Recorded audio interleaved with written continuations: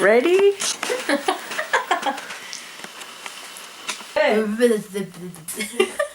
that duck.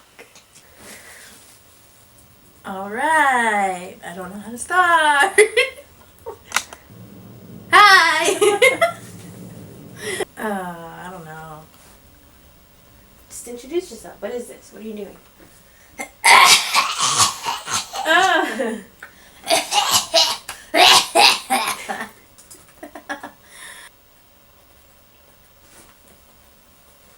Okay, fine.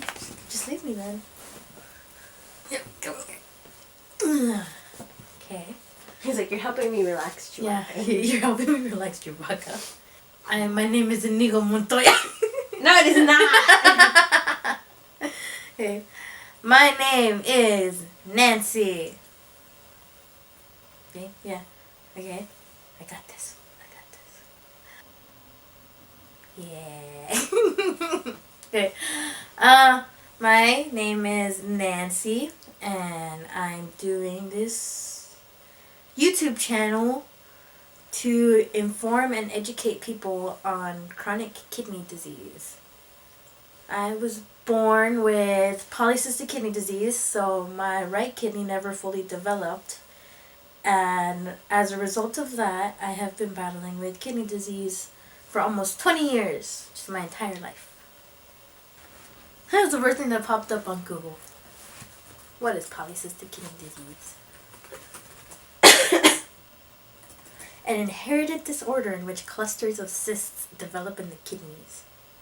Polycystic kidney disease, also known as PKD, causes numerous cysts to grow in the kidneys. These cysts are filled with fluids. If too many cysts grow, or if they get too big, the kidneys can become damaged. PKD cysts can slowly replace much of the kidneys, reducing kidney function and leading to kidney failure. When I was born with kidney disease, I actually had to stay in the hospital for a month after I was born because they needed to keep an eye on my kidneys. And as a result of that, I was actually born premature. So when I was 3 years old, I had my first surgery.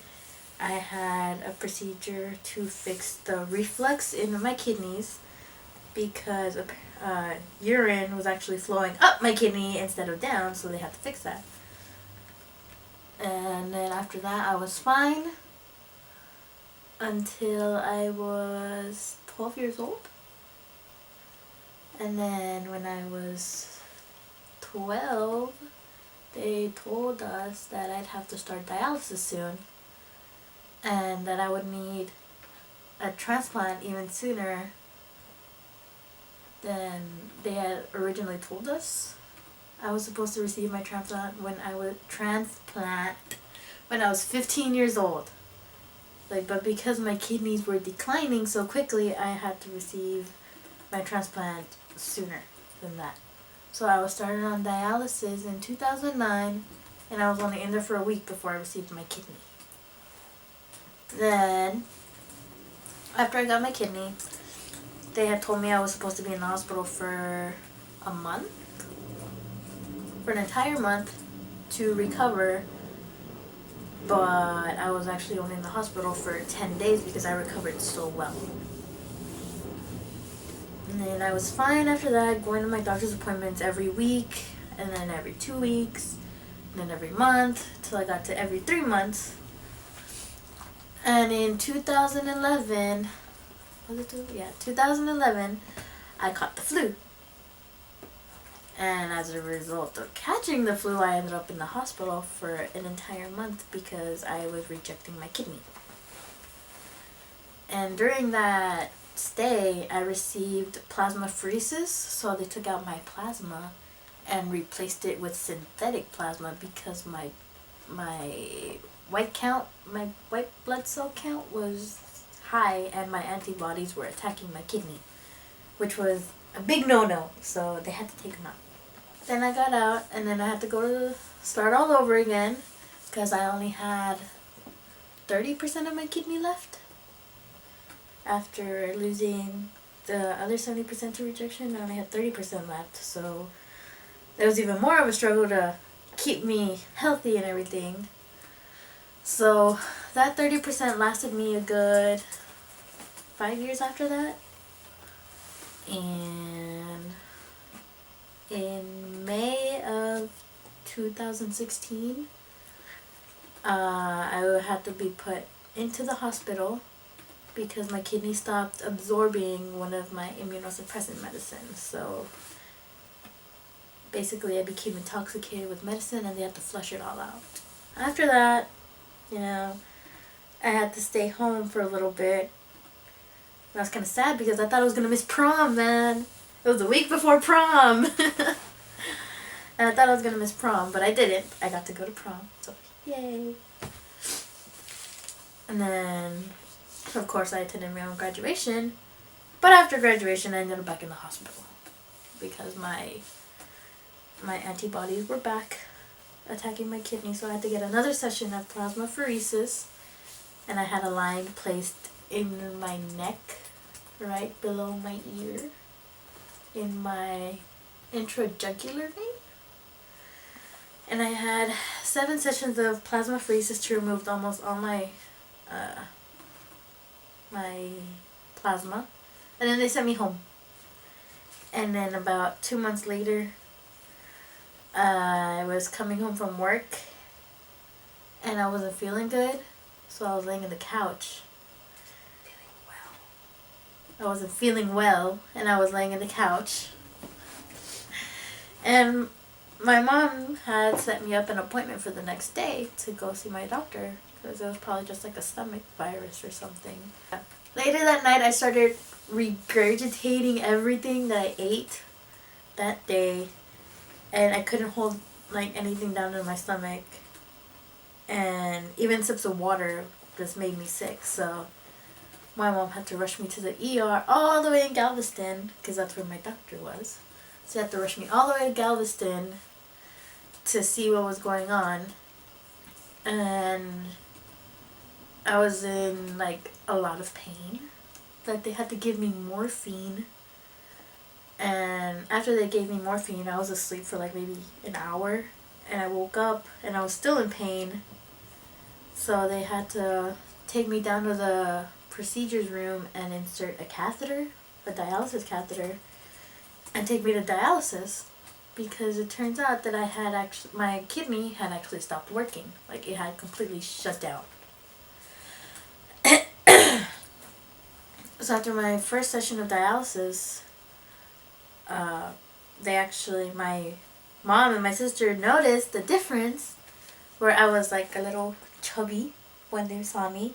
And when I came back from dialysis, I was skinny, like super, super skinny. Like, I was extremely skinny. Like, I had lost my little kidney fat and everything. Like, it was just gone. I was just thin like a little stick.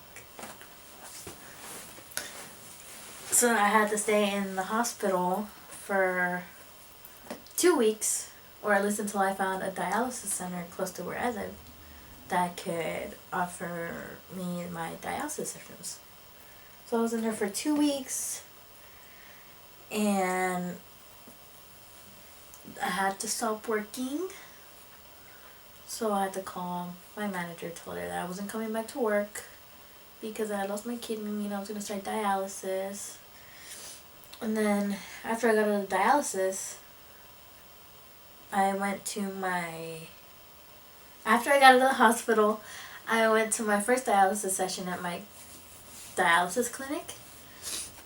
And everything was fine, but then that day I spiked a fever. And I thought it was normal to have fevers after dialysis. Apparently not, because a week later, I went back to my doctor appointment and I told them about the fevers, and they sent me back to the hospital because apparently it was like a sign of infection. So they thought maybe I had an infection in my catheter. So I spent about a month and a half in there, in the hospital. When I went into the hospital in August, when I started dialysis, I weighed 180. And after my first dialysis session that same day, they weighed me and I weighed 120, 130. So I had lost about 40 to 50 pounds, somewhere around there.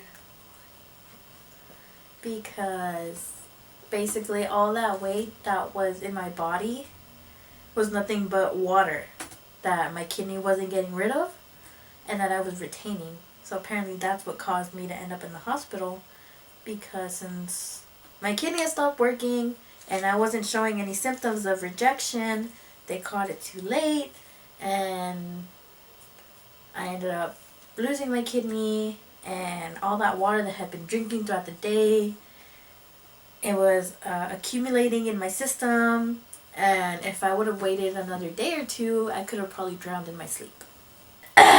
So now I'm just in dialysis waiting for my transplant, my second transplant. I get my dialysis 3 times a week, Tuesdays, Thursdays, and Saturdays. I originally did 4 hours, then they brought me down to 3.5 hours, and right now I'm doing 3 hours and 15 minutes. And I'm hoping that in the next few weeks when my doctor goes back to see me, I get 3 hours. And he takes away the 15 minutes, because even 3 hours and 15 minutes feel like so long in there, just sitting there watching TV and sleeping and doing nothing. This is my intro video, and if you want to follow me on my adventures living with chronic kidney disease, click the subscribe button. I'll be putting up more videos later on exactly what dialysis is, what kidney disease is, how to stay motivated, and basically my adventure on my journey to getting my second kidney. Yay!